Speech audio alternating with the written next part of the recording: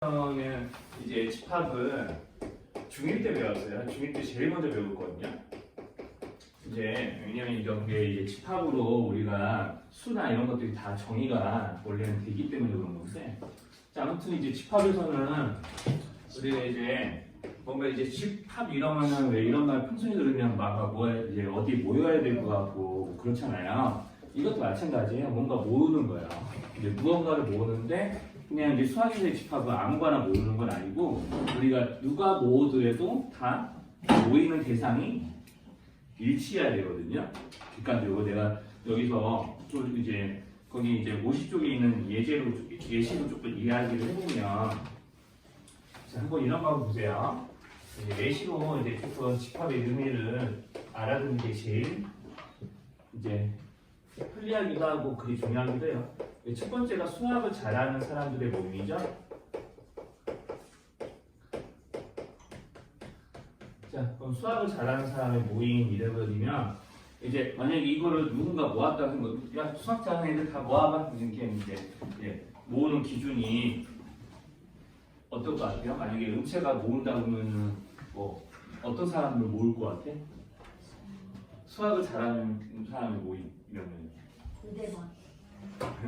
의대반만 모여라 이러면 수학 잘하는 사람 모임 되는 거야? 의대반하고 K형. 아, 그래요? 그러면 은우는 어디까지 모아주고 싶어? 본인도 의대반과 PMO가 기준인가요? 자신을 뭔가 좀 네? 자신이 잘한다고 생각하는 사람. 그래요? 그러면은 의대반인데 자기가 조금 못한다고 생각하는 사람 못 모이는 거네요? 네. 그럼 은채는 어때요? 다시 은채한테 돌아보자. 어떻게 모을 거야? 저는 그냥 조금 머리가 있는 사람은 다 부를 것 같아요. 머리가 있는 사람? 있어요. 머리가 없는 사람은 아, 진짜 없어요. 그러니까 조금 머리가 좋은 사람들? 그러면 이제 머리가 좋은 사람이면, 그러면 우리가 의대반하고 PMO반이 아니면 머리가 그럼 다 나쁜 사람인가요? 아니요. 그렇지 않겠죠. 그럼 머리가 좋은 사람들 모으려고 하면은 우리가 이제 시험을 학원 본다고 밖에서도 모르겠죠. 그렇죠, 그렇죠. 그러니까 지금 이렇게 세 명한테 물어봤는데 세 명이 다 수학을 잘하는 사람이라고 하면은 어떤 사람인지 설명을 다 세 명이 각각 해줬잖아요. 그럼 세 명이 다 같았나요? 아니요. 그렇지는 않죠. 그러니까 이제 아마 자 여기 한 학원생들 한 50명 됐다 놓고 야 현우야 네? 수학 잘하는 사람 뽑아봐 라고 하는 거랑 은우야 수학 잘하는 사람 뽑아봐 하는 거랑 같았을까요? 아니요.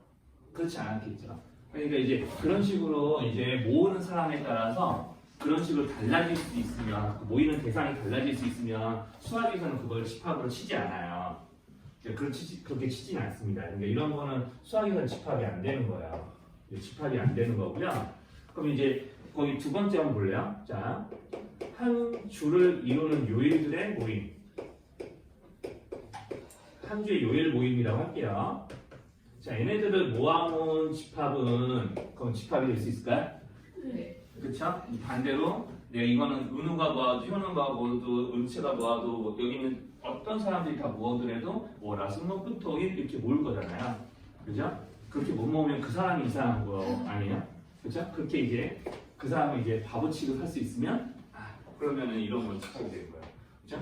되게 이상한 얘기를 흘러가는데 아무튼 이제 누가 모으더라도 이제 그 모이는 대상이 항상 일치할 수 있다라고 하면은 그거는 이제 집합이라고 이야기를 하는 겁니다.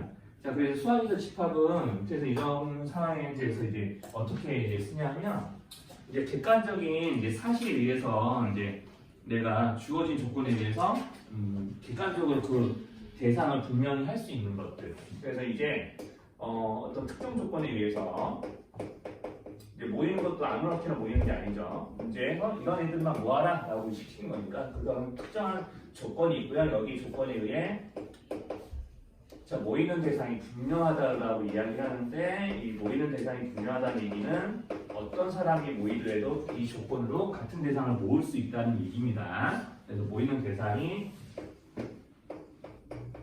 이제 분명하다라고 이야기를 하죠.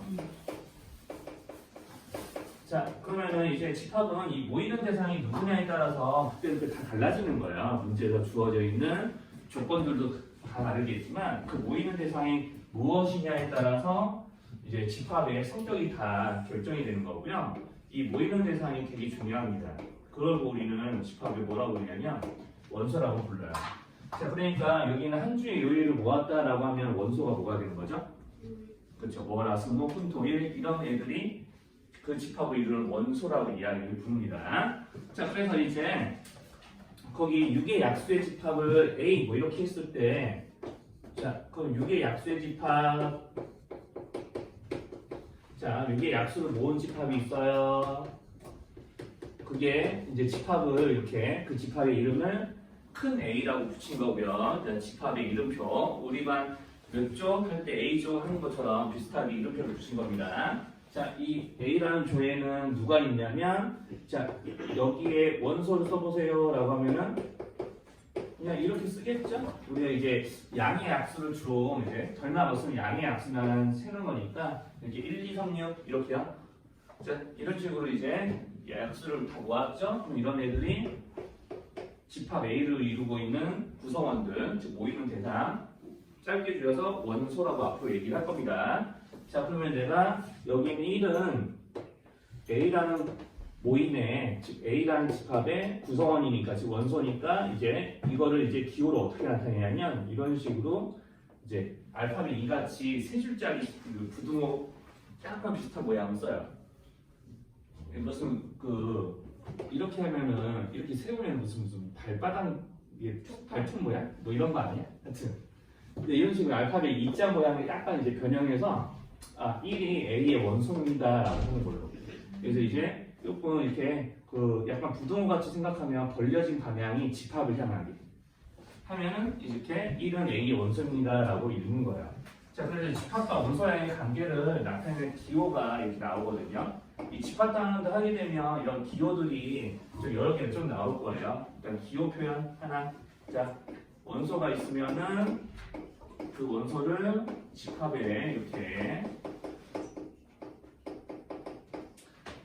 집합이 이제 구성원에 포함되어 있다고 저런 식으로 세 줄짜리 기호를 씁니다. 자, 그러면 이제 1은 A의 원소예요. 이렇게 이야기를 하는 거죠. 자, 그럼 1은 A의 원소예요. 그러면 이제 이런 거는 괜찮나요? 자, 이런 거는 옳은 거 틀린 거. 틀린 거죠? 그 3은 A의 원소가 아니니까 어떻게 쓰냐면 이렇게 써요. 이렇게 줄을 긋습니다. 그래서 이제 어떤 원소가 집합의 원소입니다 라고 하면은 이렇게 입자만 쓰겠지만 그렇지 않습니다 라는 걸 나타낼 때는 이렇게 줄을 그어요. 우리가 왜 이런 거 본 적 있죠? 3은 작은 A와 같지 않습니다 이렇게 하는 거. 같은 표현이라고 보면 됩니다. 같은 방식의 뜻이죠. 자, 이런 식으로 이제 뭐 옳은 걸 찾아가고 있는데 뭐 이런 것까지 이렇게 다 뭐 칠판에 언급해가면서 풀어드리지는 않을 거예요. 그냥 본인 혼자서 이제 기호의 뜻만 알아도 풀 수 있을 정도라서 이제 이런 식으로 우리가 원소와 집합에 나타내는 기호가 있다라는 정도로 여기를 이제 알고 넘어가시면 되는 거고요. 자, 그럼 이제 우리가 집합이라는 것과 그 집합으로 이루는 구성원들 관계를 이렇게 나타냈고, 그러면 내가 집합이라는 건 어떻게 규정이 되는 거냐고 했냐면 그 모이는 대상이 누구니 그 어떤 애들이 모여 있는 건데 이런 게 이제 제일 집합에서 궁금한 거거든요. 그게 이제 제일 중요한 거고. 자, 그래서 이제 집합은 이제 모이는 대상에 따라서 그 성격이 규정되니까 우리가 집합의 원소가 뭐가 들어있느니 그걸 나타내는 방법부터 먼저 배우게 돼요.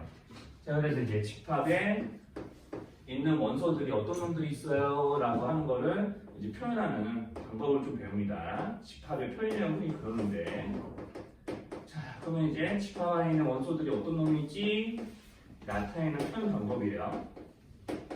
그래서 첫 번째가 이제 원소를 나열한다고 해서 원소 나열법, 원소들을 다 쓰는 거죠. 그래서 이제 원소 나열법이라는 거는 이렇게 하는 거예요. 만약에 이걸 예로 들면은 뭐 그냥 51종이 2번으로 예를 들어볼게요. 자, 거기 2번을 보면은 우리가 12의 약수의 집합을 원소 나열법으로 나타내봐라 라고 하는 거는 뭐 이런 거예요. 그 집합 이름을 똑같이 또 A라고 정해놨고요. 이 A라는 놈 안에는 이제 12의 약수가 다 들어가니까 이런 식으로 중괄호를 먼저 써요. 그러니까 중괄호는 뭐냐면 여기 그 원소들이 살고 있는 세상에 테두리를 세워주는 거예요. 테두리. 자, 그래서 여기서부터 여기까지 이 테두리 안에 살고 있는 애들이 다 집합 A의 구성원들이에요 라고 하는 뜻이고요. 자, 여기서부터 이제 차례대로 10의 약수를 하나도 빠짐없이 씁니다. 자, 이렇게야. 자, 여기까지 괜찮을까요? 자, 여기까지. 자, 여기까지 이제 괜찮으면 이런 식으로 이렇게 1, 2, 3, 4, 6, 12 이렇게 이제 차례를 쓰시면 이제 이거가 우리가 집합 A의 원소를 차례대로 쓴 원소 나열법이라고 하는 거야. 자, 그럼 이제 원소 나열법을 이렇게 쓰다 보면 어떤 것들도 좀 있냐면은 우리가 이제 뭐 이렇게 쓰기도 해요. 자, 지금 이거 10의 약수의 집합이니까 내가 원소를 쫙 나열했을 때 몇 개 안 되니까 다 쓸 수 있었거든요. 그럼 근데 여기 이런 거 한번 보세요. 예를 들어서 100보다 작은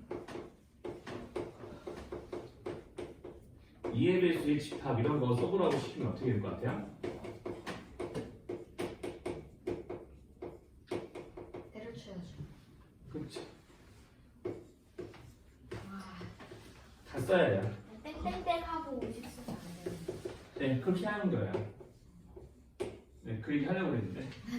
네, 벌써 이제 귀찮으니까 땡땡땡 할 생각을 하죠? 네, 맞아요. 네, 귀찮잖아요, 솔직히. 이게 귀찮기도 하고요. 그리고 이제 땡땡땡을 하는 거는 이제 뭐 귀차니즘이 먼저 발동돼서 그렇기는 한데 땡땡땡을 하더라도 어때요? 내가 이 땡땡땡 안에 8, 12, 14, 16이 들어갈 수 있는 거를 얘네들을 보고 예측할 수 없을까요? 어때? 땡땡땡 안에 어떤 수들이 올지 이런 앞에 놓여져 있는 수를 보고 예측할 수는 없을까? 있어요. 예측할 수 있죠.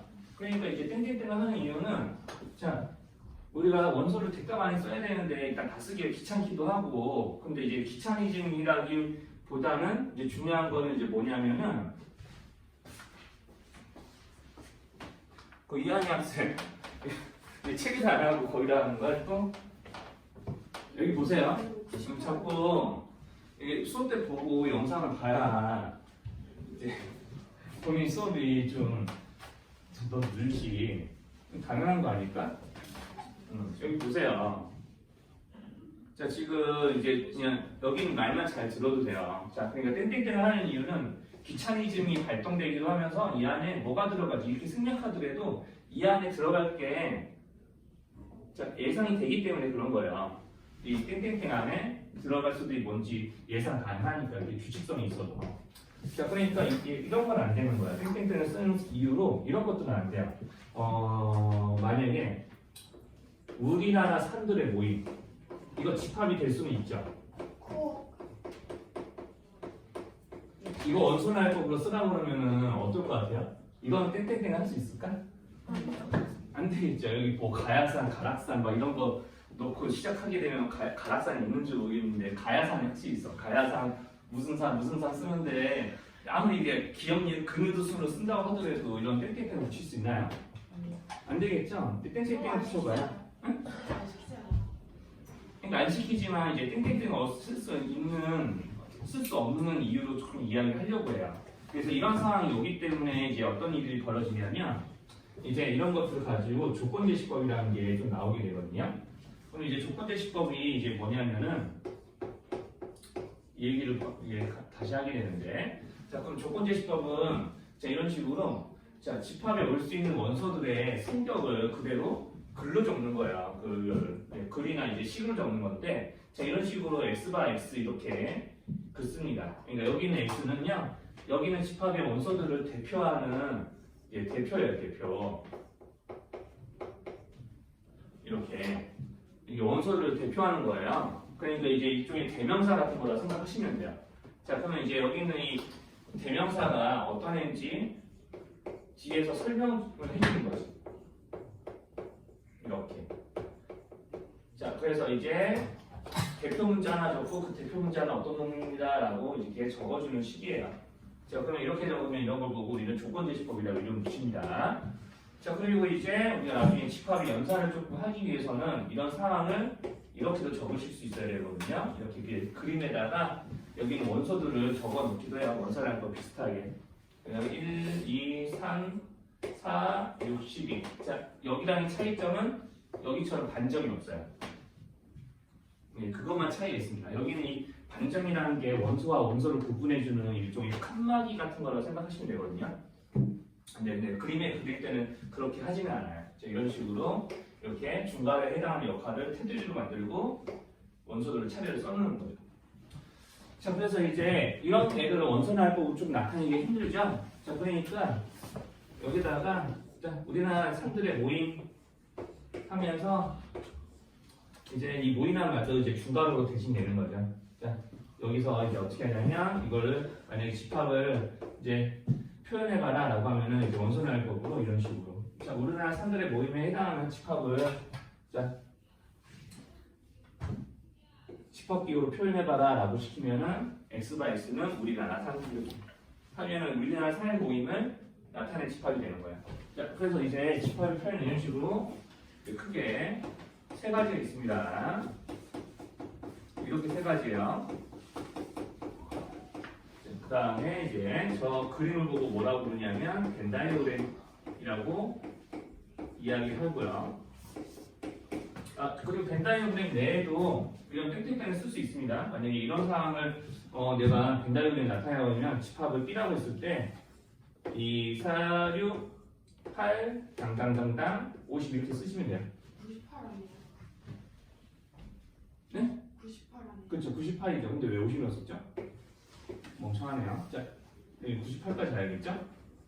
100보다 작은 이제될 98이라는데 좀 처음에 좀 잘못 썼네. 자, 아무튼 이제 이런 식으로 이제 마지막 원소까지 이제 적어주시면 되고요. 그래서 땡땡땡 하는 거는 뭐 이렇게 생략이 가능할 때, 생략이 가능하다는 건 생략해도 내가 생략된 거 안에 어떤 수들이 올지 예측 가능하면 그때 생략을 하시는 거예요. 그게 예측 가능하지 않으면 못하는 거고요. 자, 그래서 이렇게 그 이제 원소발법과 제10조건 제10법 벤다이오그램이 이제 뭔지 좀 알게 되면은 이제 집합을 우리가 분류하는 것까지 좀 내용이 나오는 게 이제 제일 처음에 배우는 기초적인 집합의 좀 이론들이라고 좀 보시면 돼요. 집합을 분류하는데 집합을 어떻게 분류하냐면 원소수에 따라서 분류해요. 하여튼 이제 집합에 관한 이론들은 다 원소에 관련된 것들이라 자, 원소들을 분류해서 우리가 왜 유한소수 이런 거 들어갔잖아요. 비슷하게 유한집합 이런 게 있어요. 그 무한집합이야. 사실 이런 무한집합 때문에 이 집합의 이론이 만들어진 거였는데 옛날에는 자, 그럼 이제 유한집합이라고 하는 거는 이제 뭘 보고 얘기하냐면 원소의 개수를 셀 수 있는 거. 자, 이 안에 원소 몇 개 있어요? 라는 걸 셀 수 있으면 유한집합이라고 하는 거고요. 자, 그렇지 못하고 무수히 이제 많은 원소가 들어있는 집합이면 무한집합이 되는 거예요. 그러니까 이제 거기 있는 얘네들도 조금 예시를 좀 들어볼까? 그럼 이제 52쪽에도 있는 건데 뭐 집합만 보셔도 상관없습니다.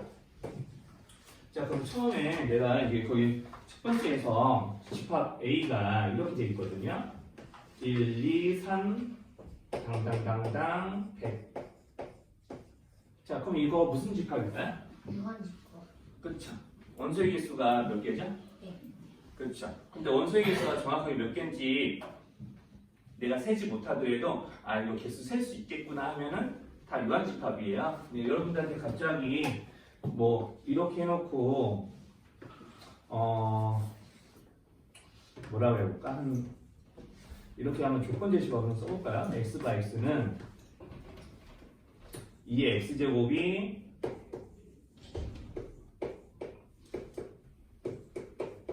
이렇게 한다 그러면은 이거 어떨 것 같아요? x 개수 셀 수 있을 것 같아요? 없을 것 같아요? 있어요. 일일이 해보면 그렇죠. 거기다 여기다 1, 2, 3, 4, 5, 6, 7, 8 등 넣어가면서 얘 거짓적으로 다 계산해가지고 남보다 딱 작을 때 일일이 다 구하면 될 거 아니에요? 개수 나오겠죠? 네. 그럼 유한집합인 거예요.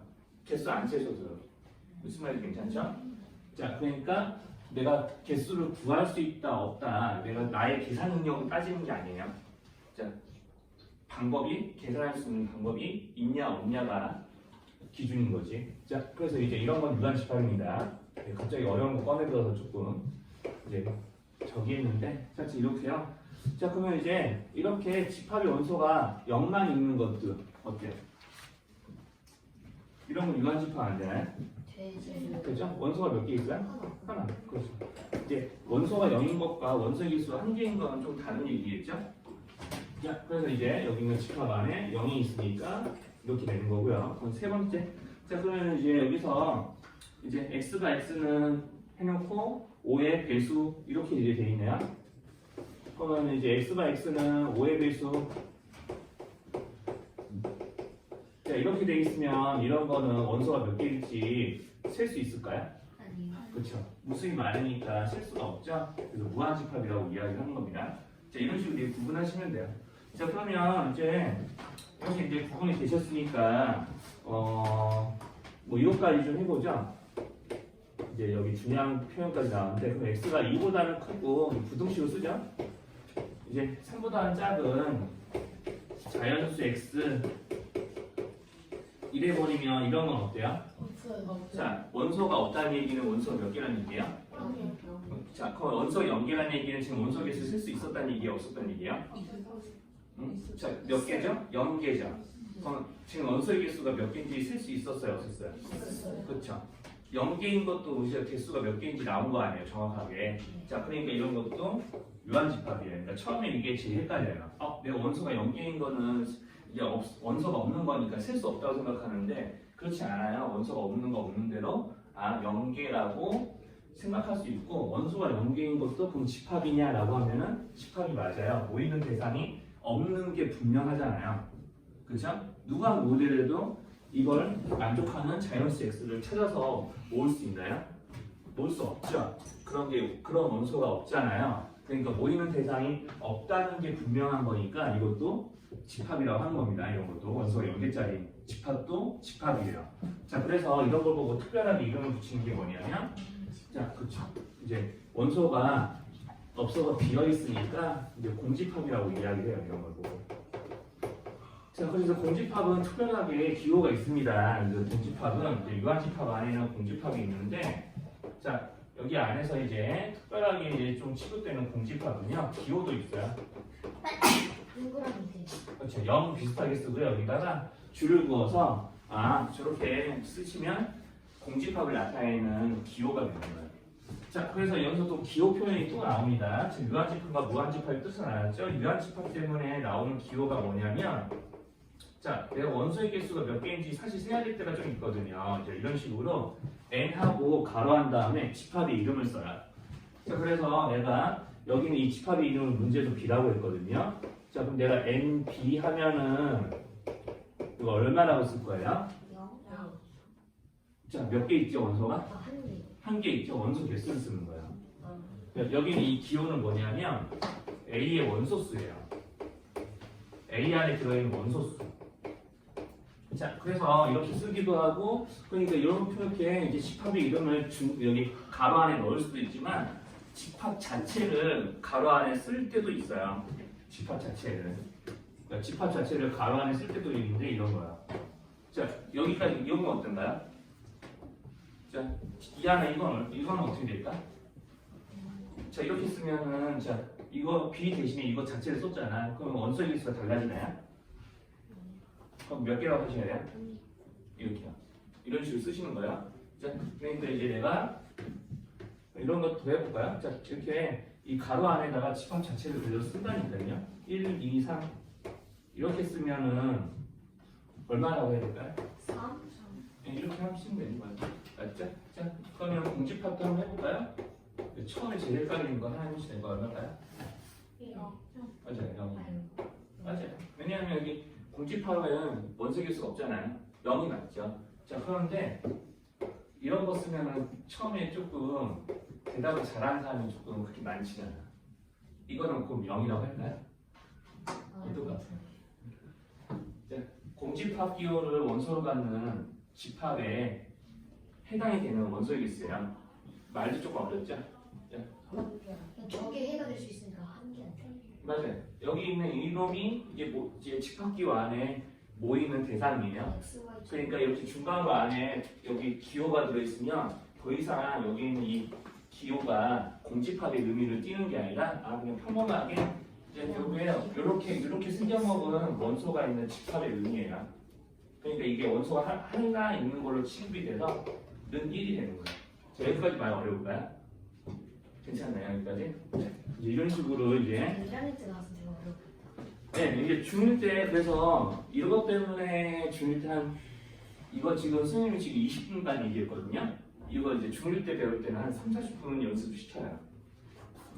처음에 중1 과정이 나오면 이게 되게 중요한 거니까. 이게 어려워 보이면 되게 쉽다. 네, 그러니까 이제 어려워 보이는 이유는 일단 말이 조금 이게 솔직히 집합을 조금 처음 배우면은 이게 마치 수학 같다는 느낌보다는 그냥 외국어 배우는 느낌이에요. 외국어. 그냥 외국어 배우는 거예요. 이제 자 우리 집합의 세상에서는 이런 언어들을 씁니다. 이렇게 외국어 하는 거예요. 지금 우리가 지금 이제 또 다른 차원의 언어를 배우는 거라 생각하셔야 돼요. 근데 그 언어의 수가 쓰이는 것 뿐이지. 자, 이게 외국어라니까요. 그래서 이제 처음에 집합 배울 때는 그냥 수학 배운다는 느낌보다는 그냥 언어 하나 더 배운다는 생각이 처음에 많이 들어요. 자, 그러면은 이제 지금 이게 집합의 기본 이론은 좀 이렇고요. 이제 오늘은 이거 가지고 어디까지 좀 이야기해 드릴 거냐면 이제 부분 집합이라고 해서 이 부분 집합에 대한 것까지 이야기가 좀 될 거예요. 자, 여기까지 좀 이야기가 되고 집에서 좀 연습이 돼야 그 다음에 나오는 집합의 연산을 좀 하실 수가 있거든요. 자, 그럼 부분 집합이라는 건 이제 뭐냐면 말 그대로 일부분이에요. 그러니까 이제 책으로는 53쪽인 건데 53쪽에 있는 예시는 조금 어려우니까 칠판에 있는 예시를 좀 봅시다. 자, 그러면 내가 A라는 집합이 시험지 잠깐 한 5분만 기다리면 시험지 선생님 줄게요. 좀 바뀌어서 해요. 자, 그래서 이제 A라는 집합이 1, 2, 3, 6 이렇게 돼 있다고 칩시다. 자, 그러면 이제 A라는 집합이 이렇게 좀 돼 있을 텐데, 자, 그러면 이 놈을 가지고 뭘 어떻게 할 거냐면요. 자, 여기서 내가 1, 2, 3, 6 중에서 3하고 6을 한번 골라서 다른 집합을 만들어 볼게요. 자, 이렇게 돼 있으면 여기 있는 3, 6이라는 원소는 A라는 집합 안에 모두 다 포함이 되어 있죠. 네. 그렇죠? 이런 상황을 보고 우리는 뭐라고 그러냐면 B는 A의 부분 집합이라고 이야기합니다. 자, 이 상황에 대한 이제 기호를 뭐라고 쓸 거냐면 이렇게 쓸 거예요. 이 표를 이렇게 쓰는 거예요. 자, 아까랑 다르게 세 줄짜리 안 쓰고 두 줄짜리 썼죠? 이 두 줄짜리 양옆에는 반드시 집합과 집합에 대한 것들이 이제 양옆에 있으셔야 돼요. 그러니까 집합과 집합의 관계를 나타내는 이제 기호라고 생각하시고, 자, 이렇게 하면 입 벌린 쪽이 더 큰 거예요. 입 벌린 쪽이. 자, 이런 식으로 이제 B가 A에 포함이 됩니다. 뭐 이런 식으로 표현이 먼저 나오게 됩니다. 자, 그러면 이제 이것뿐만 아니라 이제 어떤 것들도 좀 나오게 되냐면, 자, 그러면 이제 이런 상황을 이제 그림으로도 좀 표현할 수 있어요. 자, 원래는 A라는 땅덩이 안에는 1, 2, 3, 6이라는 수가 살고 있었어요. 자, 그런데 이 3, 6을 따로, 자, 너희들은 특별한 놈이니까, 자, 1, 2, 3, 6 중에서도 3의 배수에 해당되는 애들은 특별한 거야 하면서 이렇게 따로 이렇게 땅덩어리를 이 안에 묶어준 거예요.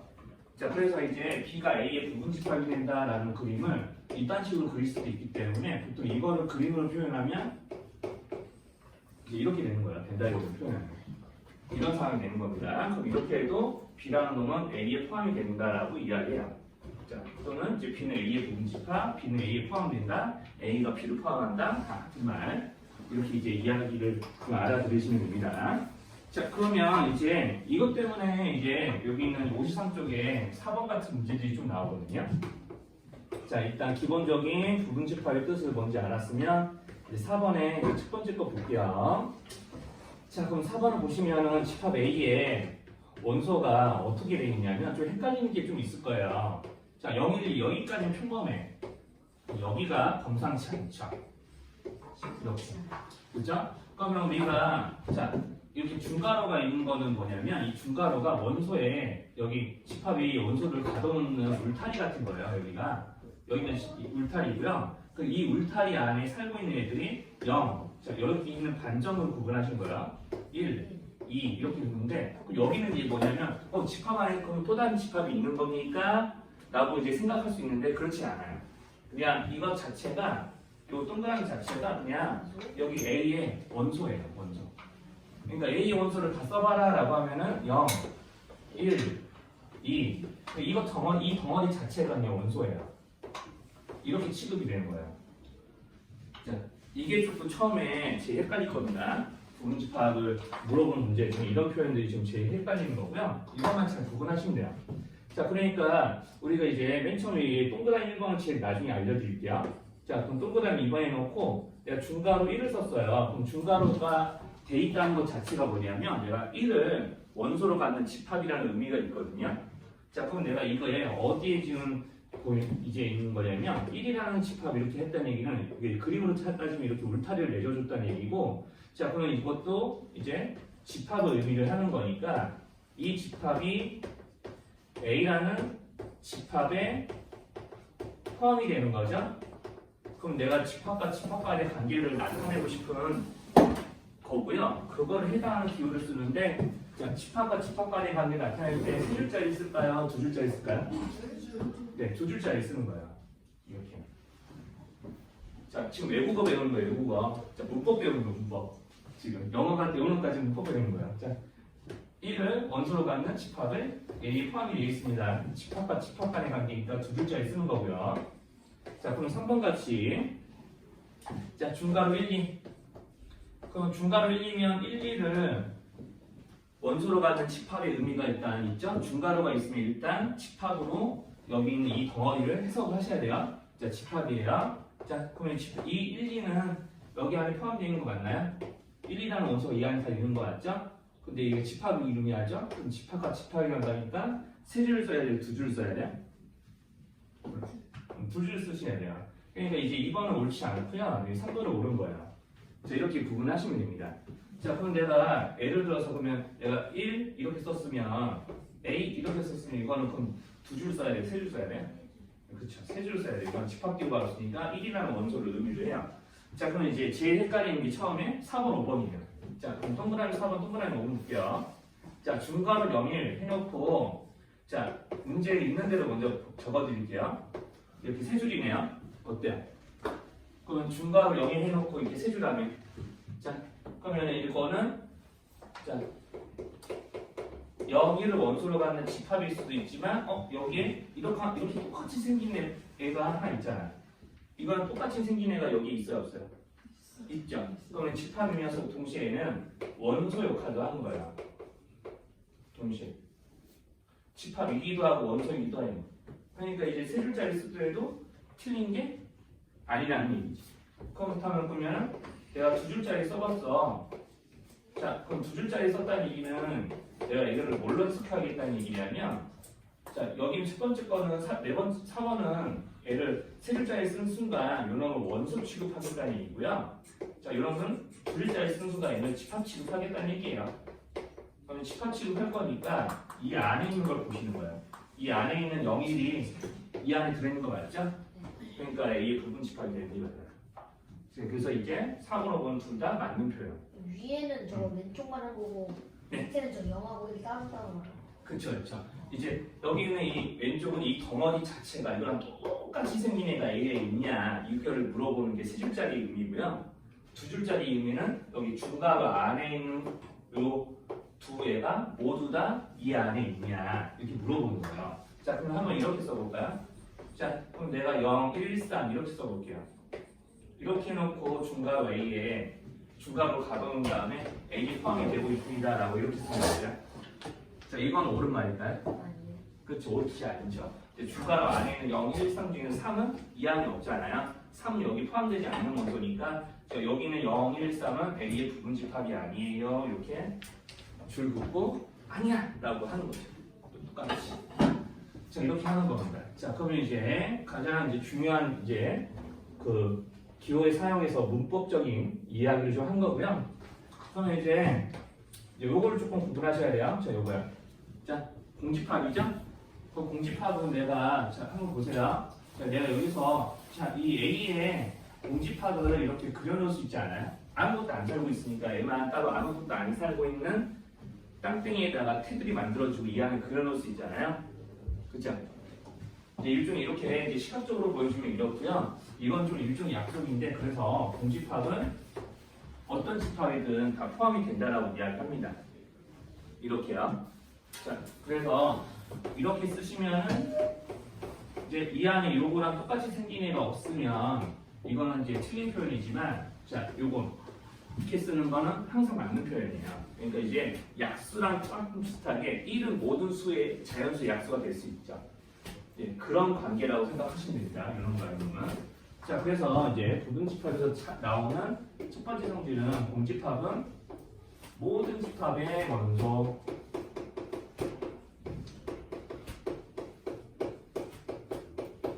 자, 이런 모든 집합의 원소된다. 소리 부분 집합. 이런 얘기가 통합니다.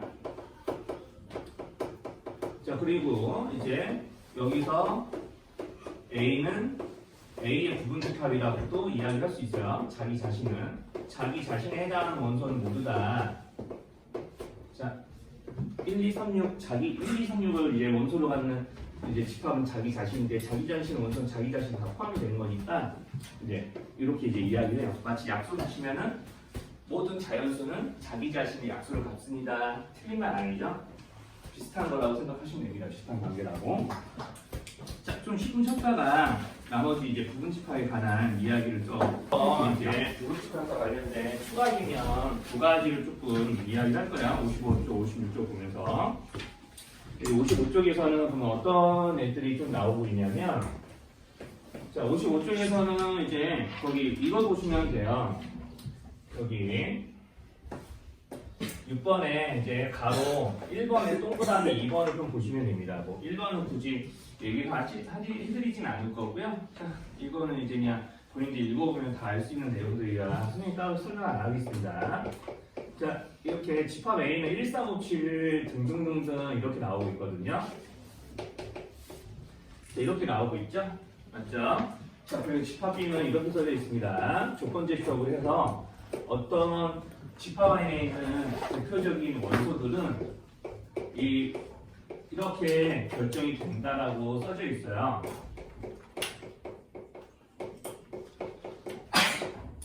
자, 이렇게요. 자, 그러면 이제 M은 자연수인데 M의 2배의 1을 뺀 게 X예요. 그런 애들이 집합 B의 원소입니다. 라고 써져 있는 거예요. 그럼 M이 자연수니까 내가 이제 어떤 자연수의 2배를 하고 짝수가 된 상태인데 그 짝수에서 1을 빼니까 얘는 무슨 수죠? 홀수? 자, 이거 홀수 표현이죠, 사실은.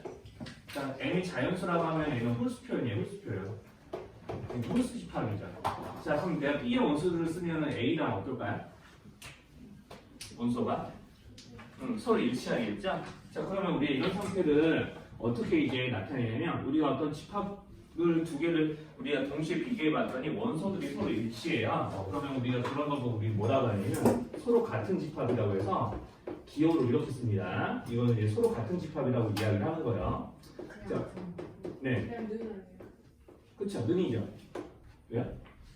선생님 갑자기 기회라고 하시는데 쓰는 줄 알았어요. 아, 그렇지가 않고요. 이제 이것도 이제 집합세상에 쓰이는 등호는 조금 우리 일반적으로 쓰이는 이런 식으로 이렇게 방정식에 쓰이는 등호의 의미랑 좀 달라요. 이거는 양쪽의 크기가 서로 같다는 의미겠지만 얘네들은 그냥 집합의 구성원이 서로 일치한다는 의미로 받아들이셔야 돼요. 등호의 의미가. 그래서 서로 같은 집합인데 이 서로 같은 집합의 표현을 어떻게 좀 나타내게 되냐면 얘네들은 좀 이렇게 써요. 자, 그럼 내가 아까 여기서 뭐라고 했냐면 자기는 자기 자신의 부분 집합이라고 했잖아요. 그렇죠? 그럼 내가 여기서 그러면 B에 있는 모든 원소들을 그러면 자 A하고 B는 서로 원소가 일치하니까 그럼 내가 여기서 B에 있는 모든 원소들은 이 안에 들어있는 거겠죠? 아까 내가 자기 자신은 자기 자신의 부분 집합이다라고 이야기한 건 자기 자신의 원소를 그대로 갖고 있으니까 부분 집합 취급을 한다고 했잖아요. 여기도 마찬가지로 내가 그냥 A에 있는 모든 원소는 B에 포함되고 B에 있는 모든 원소는 A에 포함되니까 이렇게 쓰는 거 어때요? 이 두 가지 다 맞는 되는 거 맞죠? 그러면 자기 자신 포함된다는 게 우리가 올바른 말이라고 우리가 지금 규정해놨기 때문에 이런 상태에서 이런 표현을 하는 것도 괜찮은 거죠? 자, 그래서 이제 실제로 서로 같은 집합이란 말을 이제 문제에서 어떻게 종종 알려주기도 하냐면 이렇게 써요. 자, A는 B에 포함이 되고 그리고 B는 A에 포함이 되고 그러니까 서로가 서로에게 포함되면 같은 집합 이렇게 이제 이야기를 합니다. 자, 이것 때문에 조금 이야기가 된 거고요. 이제 부분집합에서 또 다르게 나오는 표현들 중에 하나가 이제 뭐냐면 이제 가로 2번에 대한 건데, 자, 그럼 가로 2번에서는 이제 이런 거 한번 해보죠. 자, 가로 2번에서도 자, 이렇게 공집합 기호가 있는 것도 이제 부분집합을 구해봐라라고 하면은 여기에 부분집합을 다 구해보라고 그러면은 자, 일단 공집합 모든 집합이 부분집합이라 했으니까 이제 공집합 먼저 쓰시고, 자, 여기에서 이제 나올 수 있는 부분집합은 요놈하고 요놈을 포함하고 있는 자기 자신밖에 없거든요. 자, 그러면 이제 이런 것들은 뭐 그렇게 중요한 건 아니고, 자, 이게 좀 중요합니다. 자, 그럼 B는 자, 8의 약수잖아요. 8의 약수 집합이니까 원소들을 다 쓰면 1, 2, 4, 8 이렇게 되는 건데, 그럼 B의 부분집합은 다 써봐라 라고 시키는 거예요. 자, 그럼 B의 부분집합을 다 써봐라 라고 시키면 이제 제일 먼저 하셔야 될 일은, 자, B의 부분집합을 다 써봐라 라고 하면 제일 먼저 하셔야 될 일은 자, 이렇게 공집합을 먼저 쓰는 겁니다. 자, 여기까지 이상한 거 있을까요? 공집합을 맨 처음 써. 그렇죠. 왜냐면 공집합은 모든 집합의 부분집합이니까. 자, 어떤 16의 약수를 구해봐라 라고 시키면 뭐부터 쓸 거예요? 공집. 아, 그러니까 16의 약수를 다 써봐라 라고 시키면 1. 1부터 쓸 거죠. 그죠? 1부터 쓸 거잖아요. 그리고 자기 자신을 제일 마지막에 쓰겠죠. 그 안에 들어간 약수를 구해서 쓸 거고요. 비슷해요. 공집합도 문제 쓰는 거예요. 그래서 그러니까 모든 집합의 부분집합이 공집합이니까 그러니까 공집합 써놓고 시작하는 거예요. 자, 그러면 내가 여기서 내가 원소를 한 개만 골라서 자, 이렇게 부분집합을 이렇게 한 개짜리로만 만들 수도 있겠죠? 그죠? 그러면은 여기서 부분집합을 원소 개수 몇 개짜리로 만들 수도 있을까? 두 개짜리. 1, 2 골라서 두 개. 1 들어가는 거 먼저 다 써볼게요. 자, 이렇게요. 그 다음에 1 안 들어가는 것도 다 써보자.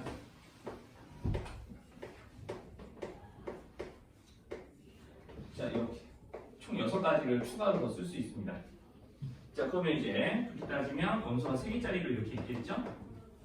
자, 이런 식으로 다 쓰는 거예요. 자, 그래서 이렇게 원소의 개수별로 쓰다 보면은 1, 2, 4, 4, 2, 3, 4 나왔죠? 자, 이렇게 쓰고 이제 마지막으로 저기 여기 위에다가 자기 자신도 쓸게요. 자, 이렇게 하시면은 우리가 B의 부분집합을 다 쓴 겁니다. 자, 여기까지 괜찮나요?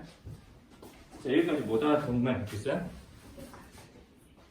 자, 여기 지금 몇 개 있는지 다 일일이 세고 있나요? 혹시? 하나, 둘, 셋? 네. 1, 2, 4, 8에서 갑자기 1, 2, 4, 8. 아, 1, 2, 3, 4가 아니라 1, 2, 4, 8이죠? 근데 왜 내가 사문수가 앉아있니? 뭘 놀래? 네. 지금 토요일 날 오전 수업이 이래서 힘들어요. 어제 아빠 무슨 빨리 그러셔가지고 제 눈이 이상하다. 네. 미안합니다. 네, 맞아요. 지금 어제 잠을 잘 잤는데도 아침에 일어났는데 눈이 건조해가지고 되게 눈이 안 떠지더라고요. 피곤한 것보다.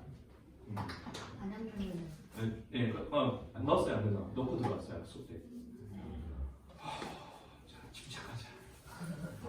그러면은 자, 이제 부분집합은 다 구한 거예요. 어쨌든 선생님이 좀 잘못 얘기했는데 이건 조금 양해를 해주시고 또 영상에 자막을 넣겠네요.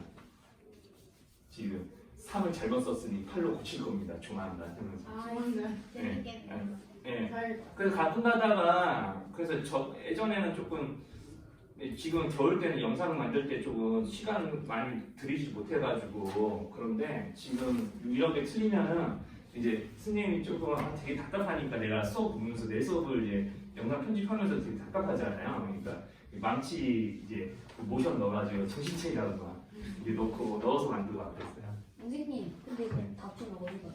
네, 이따가 수업 끝날 때 같이 내주세요. 모르는 문제. 네, 모르는 문제는 이제 조금 이따가 시간 되면 지금 받아들이건 오늘 못 받아들이면 다 화요일에 받아들일게요. 반드시. 자, 그래서 이제 이런 식으로 이게 부분집합을 다 구해놓으면 원소가 한 개짜리, 두 개짜리, 세 개짜리 자기 자신까지 이제 구해놓은 거고요. 자, 그러면은 이제 여기 요거 자기 자신 내가 위에다가 따로 썼잖아요. 그 이유가 있어요. 뭐냐면 내가 여기까지 쓴 게 이제 뭐가 되냐면 흔히 문제에서 말하는 자, 그러면 내가 뭔가 부분 집합이라고 하면 어때? 내가 일정하게 여기는 이 원소들 중에서 일부만 딱 떼가지고 만든다는 느낌이 좀 들잖아요. 단어 자체가. 자, 그런데 여기 자기 자신은 어쨌든 여기 있는 이 원소들이 다 자기 자신에 포함되어 있으니까 부분 집합으로 인정을 하긴 하는데 왠지 진짜 일부분 같지 않은 거야. 자기 자신하고 똑같잖아. 자, 그러니까 자기 자신을 제외한 나머지 부분 집합들을 따로 명칭을 붙여요. 이렇게 진부분 집합이라고. 자, 이게 진부분 집합의 의미예요.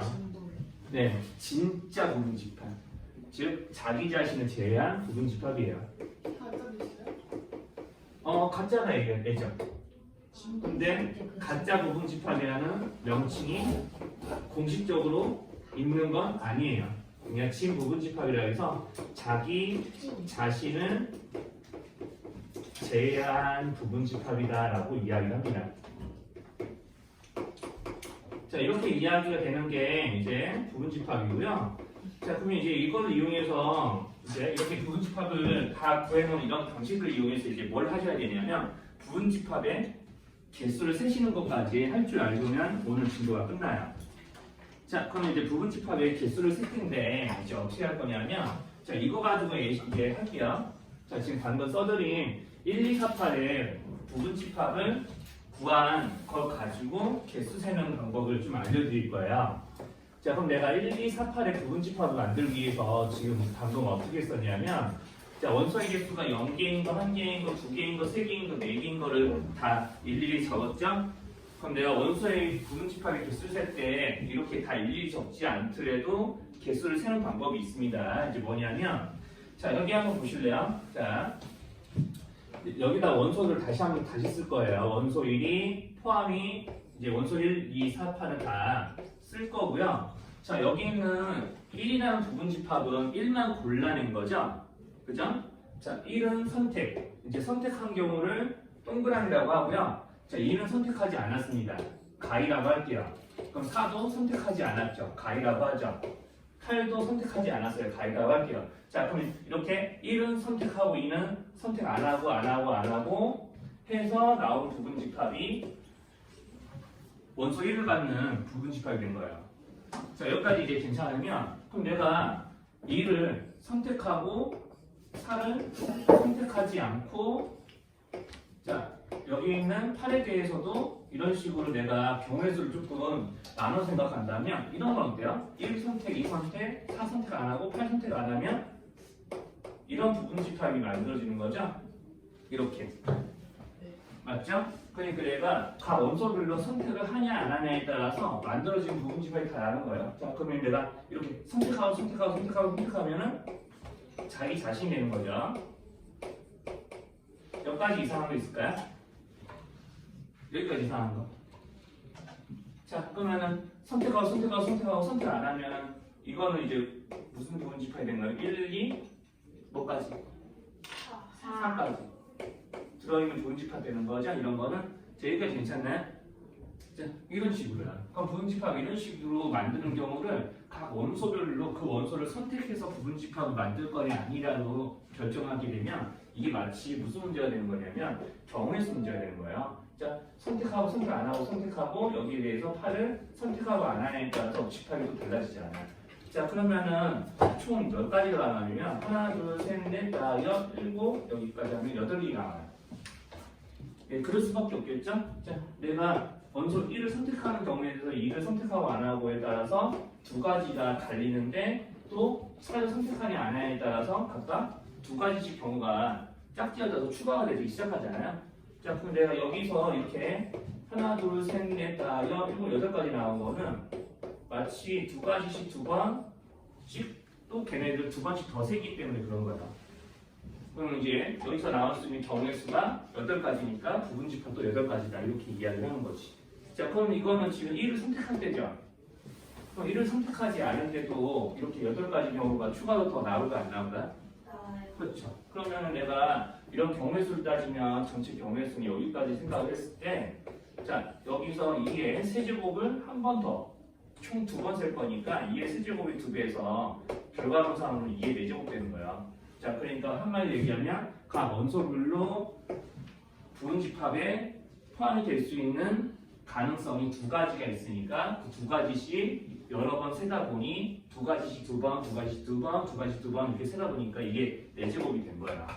자, 그래서 이렇게 우리가 부분집합의 개수를 셀 때는 어떻게 하게 되냐면, 자, 지금 여기서 2의 4제곱 1을 곱한 횟수는 이 원소의 개수에 의해서 결정이 되는 거 맞죠? 자, 그러니까 우리가 이제 부분집합의 개수는 이렇게 씁니다. 자, 부분집합의 개수는요 이렇게 세게 돼 있어요. 2의 4제곱. 자, 2의 4제곱. 여기서는 2의 4제곱이죠. 자, 정리를 하자면, 자, 만약에 자, 이렇게 어떤 A의 원소의 개수가 K개다 이러면은요 부분집합수는 2의 K제곱으로 계산하게 되는 거죠. 자, 이게 원소수인데 원소수를 뭐라고 생각하냐면 선택하는 횟수. 자, 이게 두 가지씩 여러 번 선택하는데 선택하는 후보수가 이렇게 4개니까 선택한 후보수가 4개니까 이게 4제곱으로 여기서 한 거고. 자, 그럼 거기 56쪽을 바로 보시면은, 자, 그럼 바로 할 수 있을 겁니다. 자, 그럼 56쪽에 이제 7번을 보시면은요, 이제 첫 번째 7번에 있는 집합은 1, 2, 3, 4, 5라는 5 이하의 자연수를 원소로 갖는 집합에 대해서 부분집합 개수가 나와 있어요. 자, 그러면은 자, 부분집합 개수를 구해봐라 하면 이게 몇 제곱 할 거야? 예? 5제곱 하면 되겠죠. 자, 그런데 이제 가로 1번의 실제는 진짜 부분집합의 개수를 물어보는 거예요. 그럼 여기서 빼기 하시면 돼요. 자기 자신을 제외한다고 했잖아요. 자기 자신은 부분집합 개수 때문에 한 개죠. 그렇죠? 한 가지 이제 제외하시면 됩니다. 자, 그러니까 내가 1, 2, 3, 4, 5를 가지고 선택을 한 해만에 그런 경우의 수를 따지는 데서 다 선택하는 경우 한 가지를 제외한 거예요. 여기까지 괜찮을까요? 네. 그러면 이제 이런 식으로 세면 되는 거고. 자, 그럼 이제 중요한 게 여기서 나와요. 1, 2를 반드시 포함해요. 그럼 1, 2는 내가 선택을 한 해만에 선택권이 없어요. 무조건 뽑아놓고 나서 나머지 원소들을 더 선택을 할지 말지 결정하는 거거든. 그러니까 1, 2는 반드시 포함하는 부분집합 개수를 세어봐라 라고 하면은 내가 이렇게 5개에 대해서 선택권이 있는 게 아니야. 선택권이 있는 거는, 자, 이건 무조건 뽑아놓고 시작하는 거니까 선택권이 있는 건 몇 가지죠? 3가지죠. 그러니까 반드시 포함하게 되는 원소를 제외한 나머지 원소들을 모두 다 선택해서 이렇게 8개라고 구해주시는 거야. 여기까지 괜찮을까요? 여기까지? 자, 그러면은 이제 제일 이제 까다로운 게 이런 건데, 이 경우의 수 문제처럼 다뤄주시면 돼요. 적어도 하나의 홀수를 포함하는 부분집합의 개수를 구하래요. 그럼 전체 부분집합수가 2의 5제곱이 32개만큼 있을 텐데, 그럼 여기서 이제 뭐 할 거냐면요. 자, 적어도 하나의 홀수를 포함한다는 얘기는 이거랑 반대되는 게 뭔지 아세요? 모두 다? 뭘까요? 경우의 수자는 모두 다 짝수인 거죠. 그러니까 모두 다 짝수인 부분집합. 자, 짝수인 집합을 우리가 제외를 하시면 돼요. 자, 그러면 이렇게 하겠죠. 여기를 줬고 여기다 하시면 이게 5제곱에서 그럼 이게 몇 제곱 빼게 되냐면 우리 짝수 뭐가 있어요? 자, 이선화 가지고 부분집합 만들 수 있는 경우가 2의 몇 제곱이라고 해야 될까요? 2, 4. 원소 2개니까 2의 제곱이겠죠. 그죠? 그래서 어쨌든 자, 그럼 이제 이렇게 해서 계산하시면 됩니다. 32 빼기 4니까 28이겠죠. 28개가 나와요. 자, 그래서 이런 식으로 이제 계산한 걸 하시면 돼요. 경우의 수 문제처럼 다뤄주시면 됩니다. 자, 그래서 이제 부분집합 개수는 자, 저런 식으로 좀 되는 거거든요. 자, 그러면 이제 이 정도만 좀 얘기를 해도 되겠죠. 그러면 우리가 이제 이것만 해도 이제 기본적인 문제들은 거진 다 좀 풀어질 수 있고요.